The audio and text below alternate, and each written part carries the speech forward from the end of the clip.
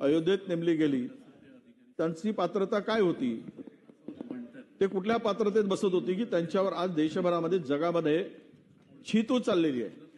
लोक दानपेटी जी लुटली गेली त्यावरून इतकी मोठी बदनामी या देशाची झाली की जिथे श्रद्धा, भक्ती आणि समर्पण असतं त्या ठिकाणी सुद्धा चोरी होऊ शकते, लूट होऊ शकते. हे बघितल्यावर कुणाची बदनामी कोण करतो आहे याचंही उत्तर यामध्ये सापडेल. कारण सध्या बदनामीचे वारे जोरात सुरू आहे. कुणाला कुणाची बदनामी करायची ते ठरवत आहे. त्याच्या आड मात्र आम्ही बोलू नये, आमचा आवाजच निघू नये.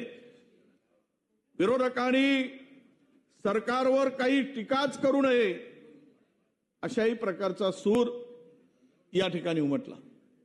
आम्हाला घाबरवण्याचा प्रयत्न झाला. आम्हाला भाडे के तट्टे कुत्रे वगैरे आम्हाला समजलं. ठीक आहे, आता लोकशाहीमध्ये कोणता संविधानिक आणि असंविधानिक शब्द आहे.